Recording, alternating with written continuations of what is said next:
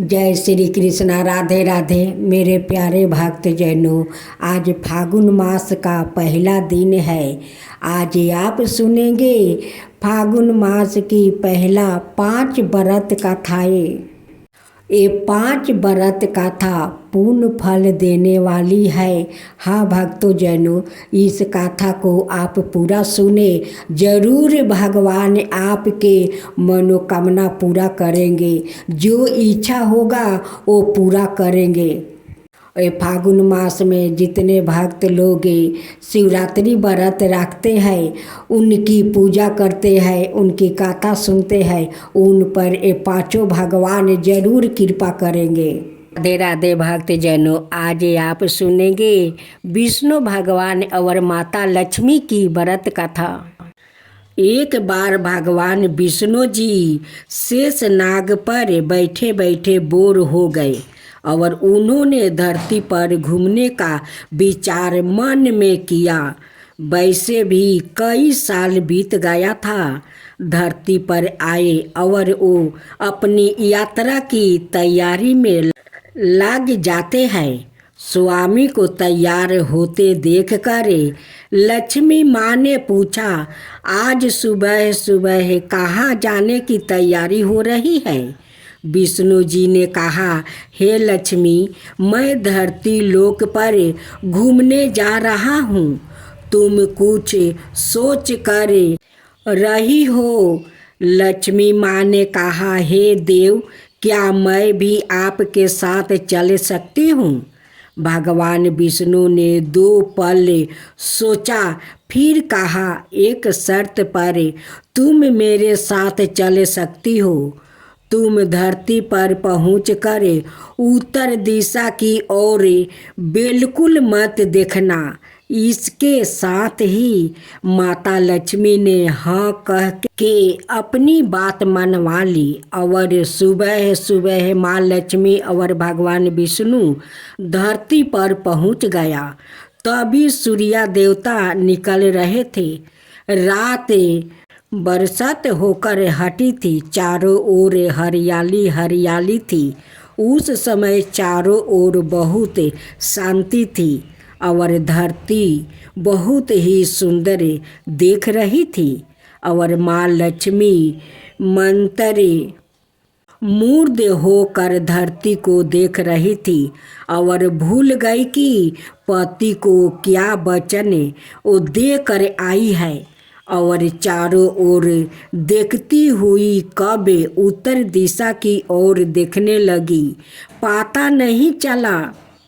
उत्तर दिशा में माँ लक्ष्मी को एक बहुत ही सुंदर बगीचा नजर आया और उस तरफ से विभिन्न विभिन्न खुशबू आ रही थी और बहुत ही सुंदर सुंदर फूल खिले थे। यह एक फूलों का खेत था और माँ लक्ष्मी बिना सोचे समझे उस खेत में गई और एक सुंदर सा फूल तोड़ लाई।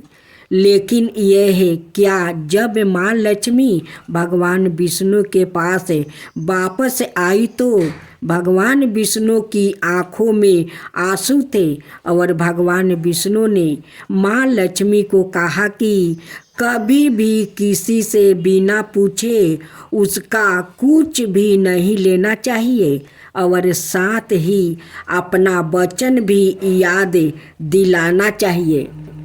माँ लक्ष्मी को अपनी भूल का पता चला तो उन्होंने भगवान विष्णु से इस भूल की माफ़ी मांगी। तो भगवान विष्णु ने कहा कि जो तुमने जो भूल की है उसकी सजा तो तुम्हें जरूर मिलेगी। जिस माली के खेत से तुमने बिना पूछे फूल तोड़ा है, यह एक प्रकार की चोरी है। इसलिए अब तुम 3 साल तक माली के घर नौकर बनकर रहो। उसके बाद मैं तुम्हें वैकुंठ में वापस बुलाऊंगा।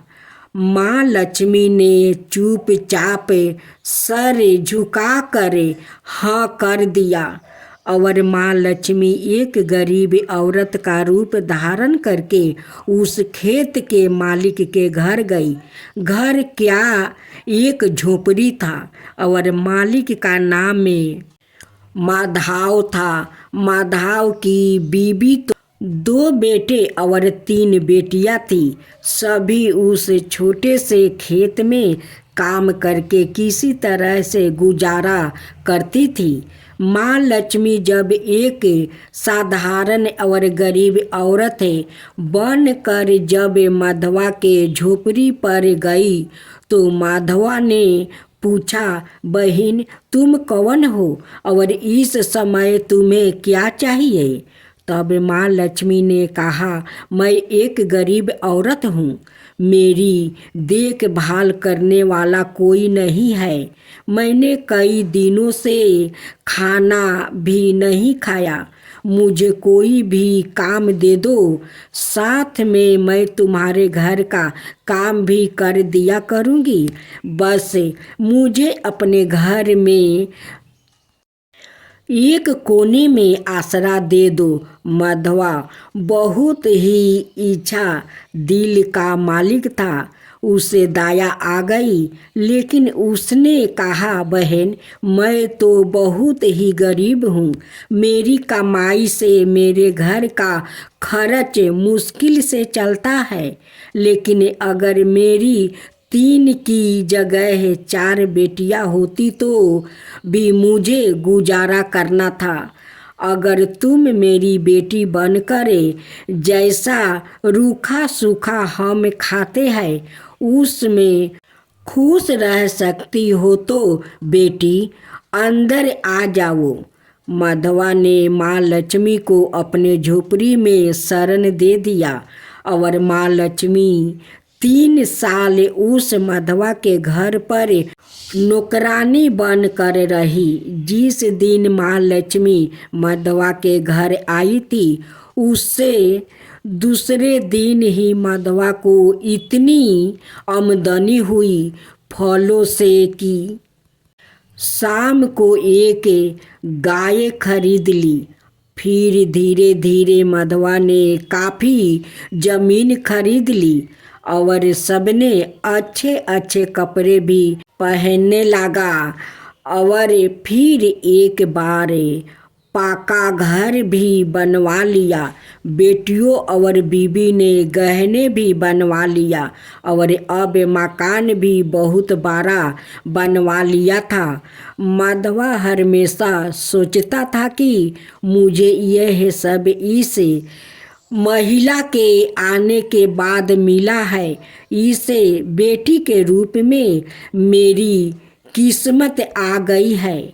मेरी और अब 2 साल बीत गया था, लेकिन माँ लक्ष्मी अब भी घर में और खेत में काम करती थी। एक दिन माधवा जब अपने खेतों से काम खत्म करके घर आया तो उसने अपने घर के सामने द्वार पर एक देवी सावारूप गहनों से लदी एक औरत को देखा।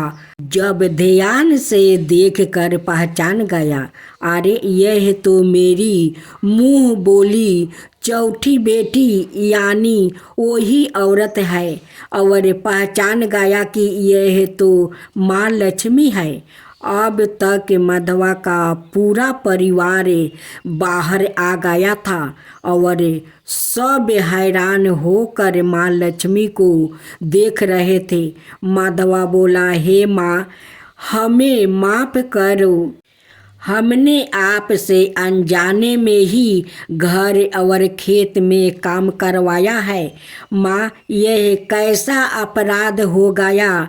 हे माँ, हम सब को माफ़ कर दो।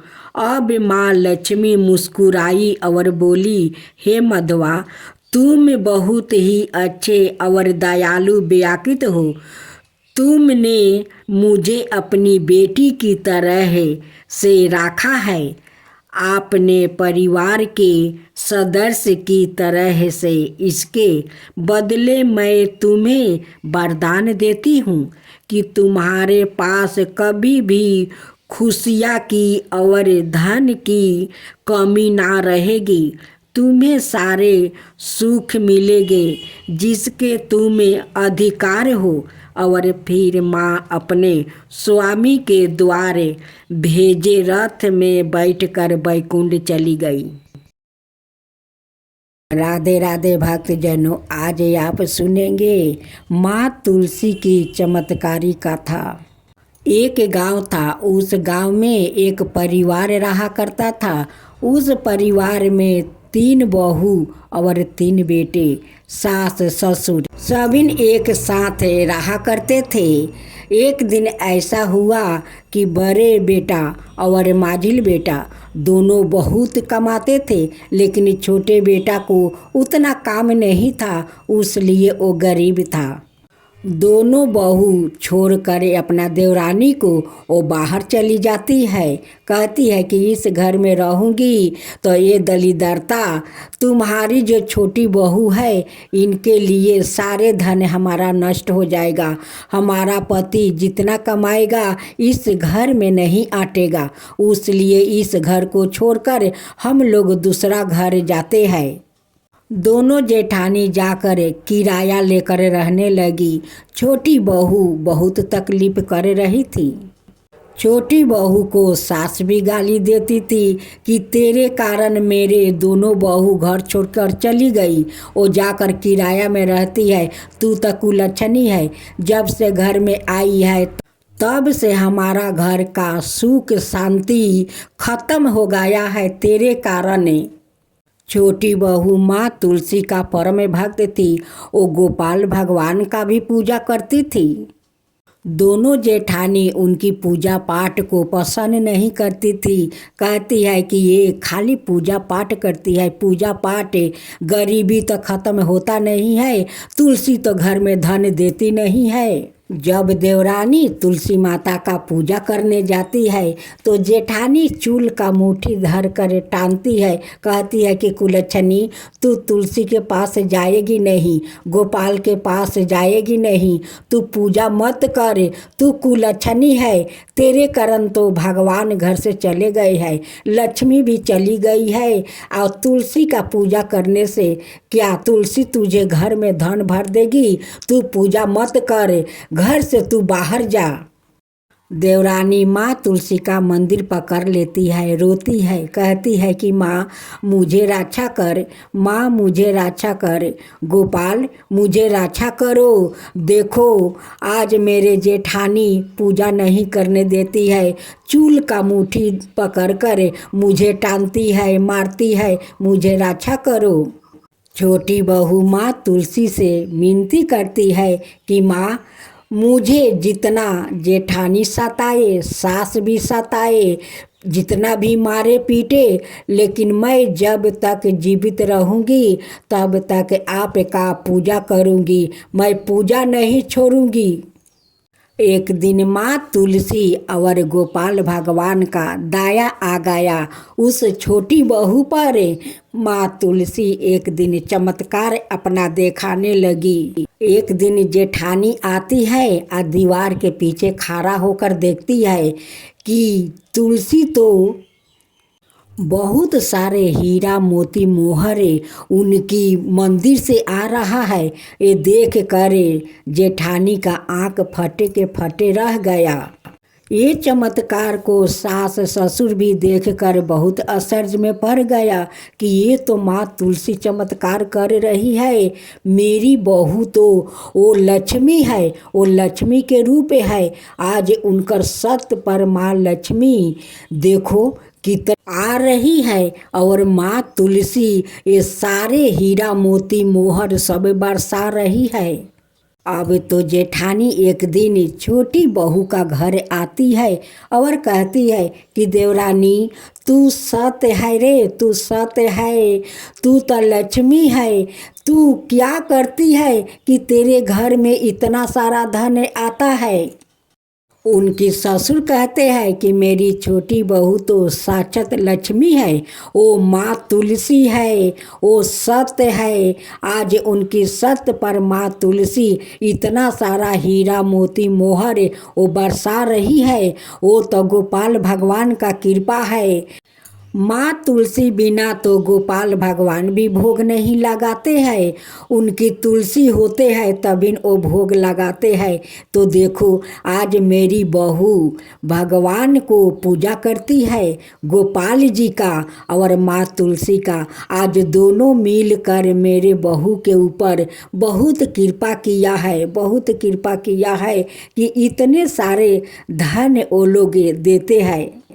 बड़ी जेठानी घर जाकर अपना माजिल जेठानी से कहती है कि देखो हम लोग तो उस देवरानी को छोड़कर हम लोग आ गया, यहाँ किराया पर है। और देखो आज देवरानी कितना महान है कि उनकी पूजा पाठ पर भगवान खुश है, माँ तुलसी खुश है। हम लोग उनके साथ ना जाने कितने हरकत किया है, कितना तकलीफ दिया है, कितना मारा पीटा है कि देखो आज हम लोग के पति को काम नहीं मिलता है, जो काम मिलता था वो भी छीन गया।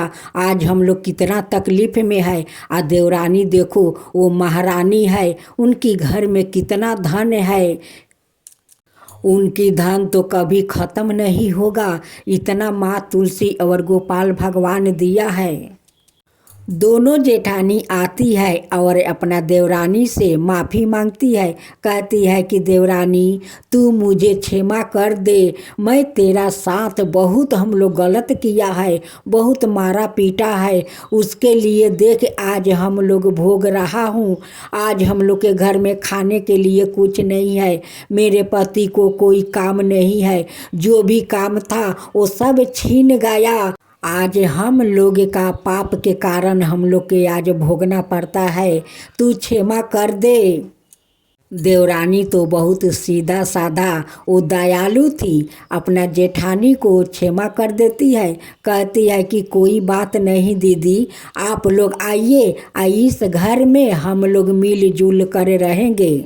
अब दोनों जेठानी आ जाती है, अपना देवरानी के साथ मिलकर माँ तुलसी का बड़े श्रद्धा भक्ति से वो पूजा करती है। एक दिन माँ तुलसी सपना में वो जेठानी का दर्शन देती है और कहती है कि तू मेरे भक्त को बहुत तकलीफ दिया है, तुम दोनों मिलकर तुम जाओ, गंगा स्नान चल रहा है, तुम दोनों जाकर गंगा में डुबकी लगा कर आओ, तब मेरी पूजा करो, तभी न तुम दोनों को पाप से मुक्ति मिलेगा और तुम दोनों का पति को काम भी मिलेगा। सपने को देखकर दोनों जेठानी बहुत भयभीत हो जाती है।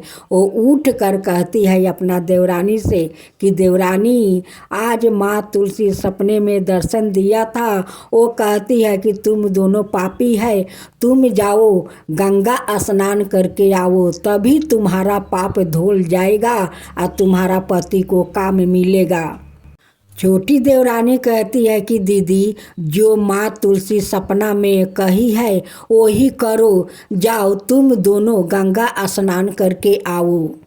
दोनों जेठानी जाती है, गंगा स्नान करके आती है और माँ तुलसी का गोपाल का पूजा करने लगती है। तभी उनकी दोनों पति को बहुत अच्छा काम मिल जाता है। दोनों जेठ अब तो बहुत सारा पैसा कमाने लगा, अब वो लोग का खुशहाल जिंदगी जीने लगा। दोनों जेठानी माँ तुलसी से कहती है कि माँ आपका तो महिमा अपरंपार है, आपका कृपा अपार है, आपके कहे अनुसार हम लोग गंगा स्नान किया, आज हमारा पति को बहुत अच्छा काम मिल गया है, बहुत सारा पैसा कमा रहा है। माँ तुलसी जैसे हम लोग पर आप कृपा किया वैसे ही सबका ऊपर कृपा करना, जो आपका कथा कहे, जो सुने, जो हुंकार भरे, उन सब का ऊपर कृपा करना माँ, सब का ऊपर कृपा करना। माँ तुलसी की जय हो, माँ तुलसी की जय हो, गोपाल भगवान की जय हो, गोपाल भगवान की जय हो। जय जय तुलसी माता, जय जय तुलसी माता, सब जग की सुखदाता वरदाता। जय जय तुलसी माता, जय जय तुलसी माता। सब योग के ऊपर, सब रोग के ऊपर, रुझ से रक्षा करके भाव तराता। जय तुलसी माता, रुझ से रक्षा करके भाव तराता। जय तुलसी माता। बाहु पुत्री है सयामा, सुरबली है गारामा, विष्णु प्रिया जो तुम के सेवे सोनर तर जाता। जय जय जय तुलसी माता, जय जय जय तुलसी माता। हरि कैसे सभी राजते, त्रिभुवन से हो बनती थी पति जनों की तारानी, तुम्हें हो भी खाता। जय जय तुलसी माता, जय जय तुलसी माता। लेकर जन्म बिजन में आई दिव्या भवन में, मानव लोगी तुम्हीं से सुख सनपति पाता। मानव लोग तुम्हीं से सुख सनपति पाता। जय जय तुलसी माता, जय जय तुलसी माता। बटुल भगवान की कथा। बटुल भगवान के बहुत बड़े भक्त हुए हैं। उनका ध्यान सादा बटुल भगवान के दर्शन, भजन और कीर्तन में ही लगा रहता था। सांसारिक कार्यों में उनका जरा भी मन नहीं लगता था। वो एकादशी व्रत के प्रति पूर्ण निष्ठावान थे। वो उस दिन जल भी नहीं पीते थे। एकादशी की संपूर्ण रात्रि को हरि नाम में कीर्तन करते थे।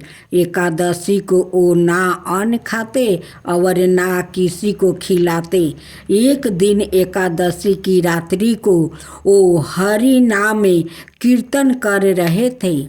उनके साथ अनेक भक्त भी संकीर्तन कर रहे थे।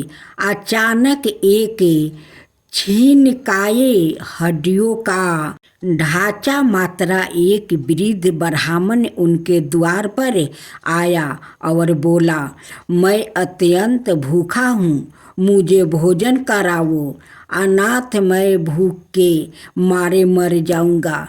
श्री नामदेव जी बोले, मैं एकादशी को ना अन्न खाता हूँ और ना अन्न किसी और को खिलाता हूँ।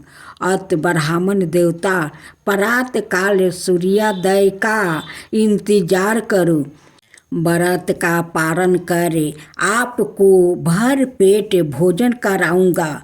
ब्राह्मण बोला, मुझे तो अभी ही भोजन चाहिए, मैं 120 बरस का बूढ़ा हूँ।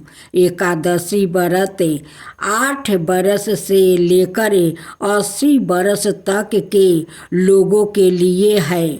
मैं भूख से मर जाऊंगा और तुमको ब्रह्म हत्या का पाप लगेगा।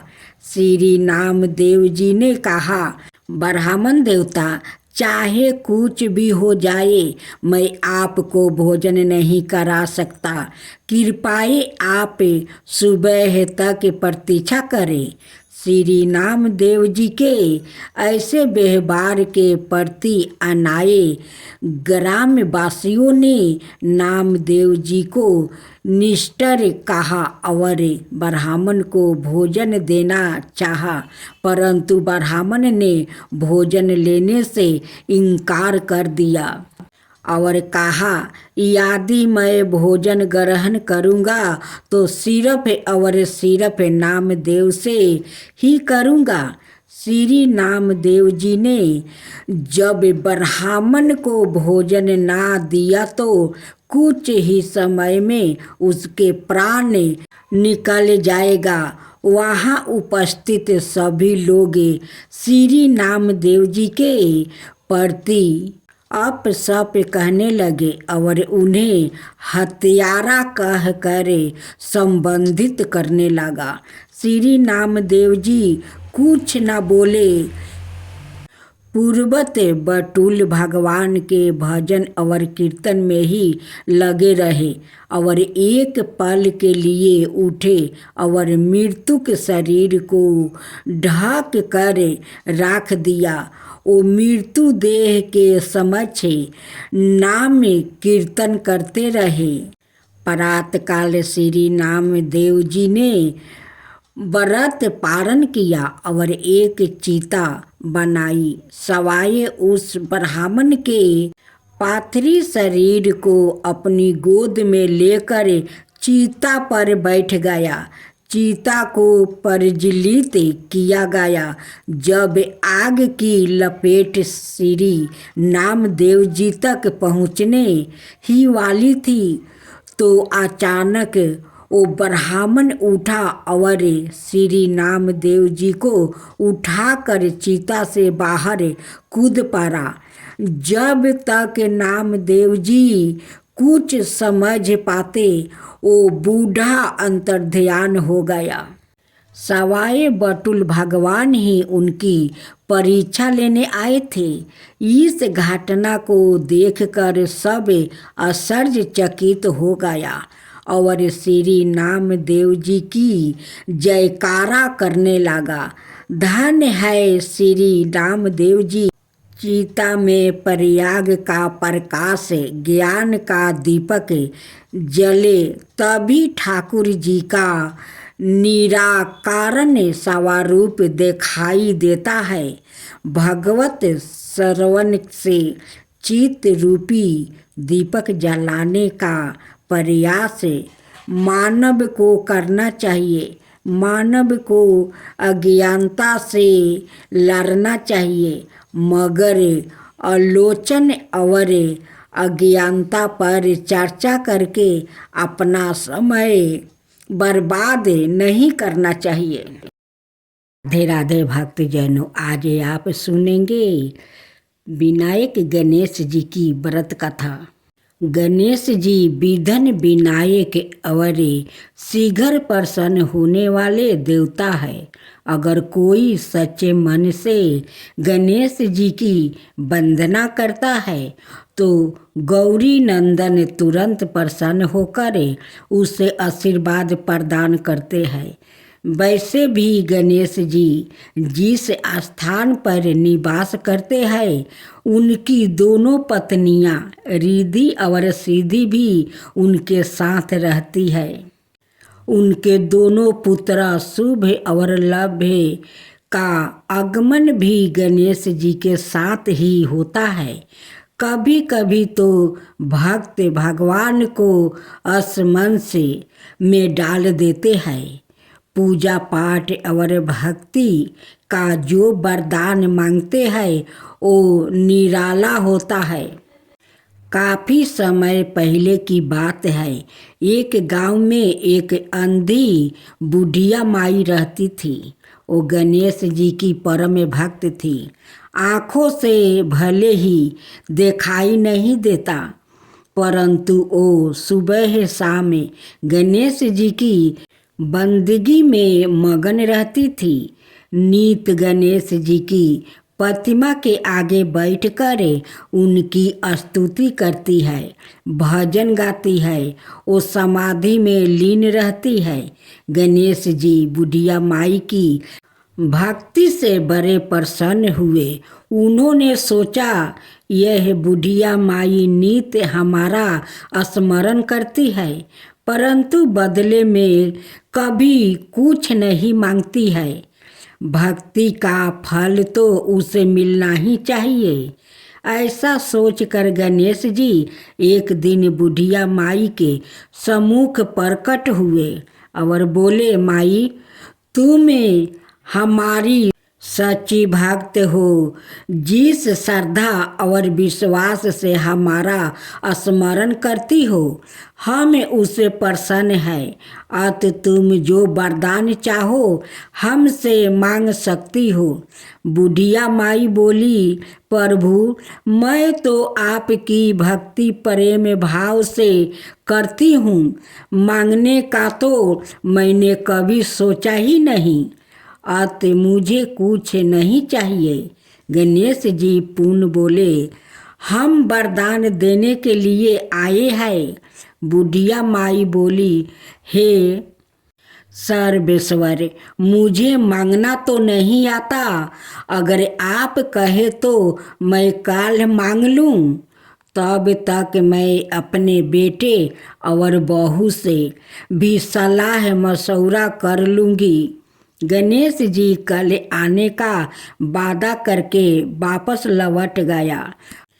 बुढ़िया माई ने सारी बात उन्हें बताकर सलाह मांगी।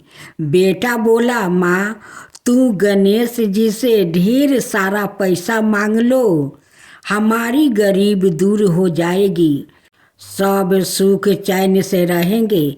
बुढ़िया माई की बहू बोली, नहीं आप एक सुंदर पोता का वरदान मांग लो, वंश को आगे बढ़ाने वाली भी तो चाहिए। बुढ़िया माई बेटे और बहू की बातें सुनकर असमंस में पड़ गई। उसने सोचा यह दोनों तो अपने अपने मतलब की बातें कर रहे हैं। बुढ़िया माई ने पड़ोसिन से सलाह लेने का मन बनाया। पड़ोसिन भी नेक दिल के थी। उसने बुढ़िया माई को समझाया कि तुम्हारी सारी जिंदगी दुखों में कटी है, अब जो थोड़ा जीवन बचा है वो तो सुख से जी लो। धन अथवा पोते का तुम क्या करोगी? अगर तुम्हारी आंखें ही नहीं है तो यह संसारिक वस्तुओं तुम्हारे लिए व्यर्थ है। अत तुम अपने लिए दोनों आँखों मांग लो। बुढ़िया माई घर लौट आई। बुढ़िया माई और भी सोच में पड़ गई। उसने सोचा कुछ ऐसा मांग लूं जिससे मेरा बहू बेटे सबका भला हो। लेकिन ऐसा क्या हो सकता है? इसी चिंतन में सारा दिन व्यतीत हो गया। बुढ़िया माई कभी कुछ मांगने का मन बनाती तो कभी कुछ, परंतु कुछ भी निर्धारित ना कर सकी। दूसरे दिन गणेश जी पुनः प्रकट हुए और बोले, आप जो भी मांगोगे वो हमारी कृपा से हो जाएगा, यह हमारा वचन है। गणेश जी के पवन वचन सुनकर बुढ़िया माई बोली, हे गणेश राज, यदि आप मुझसे प्रसन्न है तो कृपाए मुझे मन इच्छित वरदान दीजिए। मैं अपने पोते को सोने के गिलास में दूध पीते देखना चाहती हूँ। बुढ़िया माई की बातें सुनकर गणेश जी उसकी सादगी और सरलता पर मुस्कुरा दिया। बोले, तूने तो मुझे ठगा ही लिया है। मैंने तुम्हें एक वरदान मांगने के लिए बोला, परंतु तुमने तो एक वरदान में ही सब कुछ मांग लिया है। तुमने अपने लिए लंबी उम्र और दोनों आँखों मांग ली है। बेटे के लिए धन और बहू के लिए पोता भी मांग लिया है। पोता होगा, ढेर सारा पैसा होगा, तभी तो वो सोने के गिलास में दूध पिएगा। पोते को देखने के लिए तुम जिंदा रहोगी, तभी तो देख पाओगी। अब देखने के लिए 2 आंखें भी देनी ही पड़ेगी। फिर भी वो बोले, जो तुमने मांगा वो सब सत्य होगा। यूं कहकर गणेश जी अंतर ध्यान हो गए। कुछ समय पाकर गणेश जी की कृपा से बुढ़िया माई के घर पोता हुआ बेटा का कारोबार चल निकला और बुढ़िया माई की आंखों की रोशनी आपस लौट आई। बुढ़िया माई अपने परिवार सहित सुखपूर्वक जीवन व्यतीत करने लगी। राधे राधे भक्तजनों, अब आप सुनेंगे फागुन शिवरात्रि की व्रत कथा। जिस समय सवेरे केवल अंधकार ही अंधकार था, ना सूर्य दिखाई देते थे और ना चंद्रमा, और ना ये ग्रहों नक्षत्रों का भी कहीं पता नहीं था। ना दिन होता था और ना रात। अगर ही पृथ्वी जल और बाहु की भी साता नहीं थी। उस समय एकमात्र सत्य ब्रह्मा अर्थात सादा शिव की ही साता विद्यमान थी, जो अनादि और चिंतन कही जाती है। उन्हीं भगवान सदा शिव को वेद पुराण और उपनिषद और संत महात्मा आदि ईश्वर और सबर लोग परमेश्वर कहते हैं। एक बार भगवान शिव के मन में दृष्टि रचने की इच्छा हुई। उन्होंने सोचा कि मैं एक से अनेक हो जाऊं। यह विचार आते ही सबसे पहले परमेश्वर शिव ने अपनी परम शक्ति अंबिका को प्रकट किया और उनसे कहा कि हमें दृष्टि के लिए किसी दूसरे पुरुष का सृजन करना चाहिए, जिसके कंधे पर दृष्टि संचालन का महान भार रखकर हम आनंद पूर्वक विचारण कर सके। ऐसा निश्चय करके शक्ति सहित परमेश्वर शिव ने अपने बावां अंग के 10वें भाग पर अमृत मल दिया। वहाँ से तत्काल एक दिव्य पुरुष प्रकट हुआ।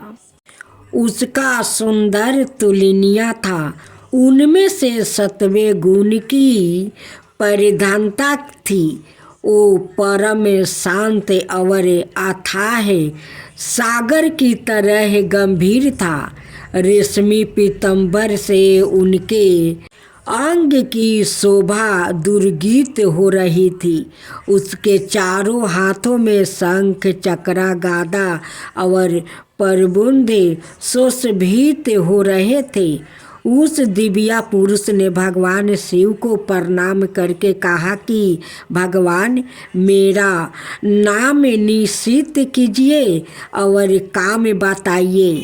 उसकी बात सुनकर भगवान शंकर ने मुस्कुरा कर कहा, बस्ते व्यापक होने के कारण तुम्हारा नाम विष्णु होगा।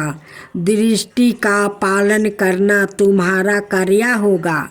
इस समय तुम उत्तम तप करो। भगवान शिव का आदेश प्राप्ति कर श्री विष्णु कठोर तपस्या करने लगे। उस तपस्या के श्रम से उनके अंगों से जल धारा निकलने लगी, जिससे सूना आकाश भर गया। अंत उन्होंने थक कर उसी जल में शयन किया। जल अर्थात नार में शयन करने के कारण ही श्री विष्णु का एक नाम नारायण हुआ। तदंतर सोए हुए नारायण की नाभि से एक उत्तम कमल प्रकट हुआ। उसी समय भगवान शिव ने अपने दाहिने अंग से चतुर्भुजा ब्राह्मण को प्रकट करके उस कमल पर डाल दिया। परमेश्वर की माया से मोहित हो जाने के कारण बहुत दिनों तक ब्रह्मा जी उस कमल के नलों में बर्मन करते रहे, किंतु उन्हें अपने उत्पत्तियों कर्ता का पता नहीं लगा। आकाशवाणी द्वारा तप का आदेश मिलने पर ब्रह्मा जी ने उन्हें जन्मदाता के दशरथ 12 बरस तक कठोर तपस्या की। तत्पश्चात उनके सम्मुख भगवान विष्णु प्रकट हुए। परमेश्वर शिव की लीला से उस समय वहाँ श्री विष्णु और ब्रह्मा जी के बीच विभेद छिड़ गया। सहसा उन दोनों के मध्यम एक दिव्या अगस्त्य ब्रह्म प्रकट हुआ। बहुत प्रयास के बाद भी ब्रह्मा और विष्णु उस अगस्त्य ब्रह्म के यादि अंत का पता नहीं लगा सके। अंत थक कर भगवान विष्णु ने प्रार्थना किया कि महाप्रभु, हम आपके सावा रूप को नहीं जानते, आप जो कोई भी हो हमें दर्शन दीजिए। भगवान विष्णु की यह स्तुति सुनकर परमेश्वर सहसा प्रकट हो गए और बोले, सूर्य श्रेष्ठगण, मैं तुम दोनों के तप और भक्ति से भली भांति संतोष हूँ। ब्रह्मन, तुम मेरी आज्ञा से जगत की दृष्टि करो और बसते विष्णु तुम इस चराचर जगत का पालन करो। तदंतर परमेश्वर शिव ने अपने हृदय भाग से रुद्रा को प्रकट किया और उन्हें संहार का दायित्व सौंप कर वही अंतर्ध्यान हो गए।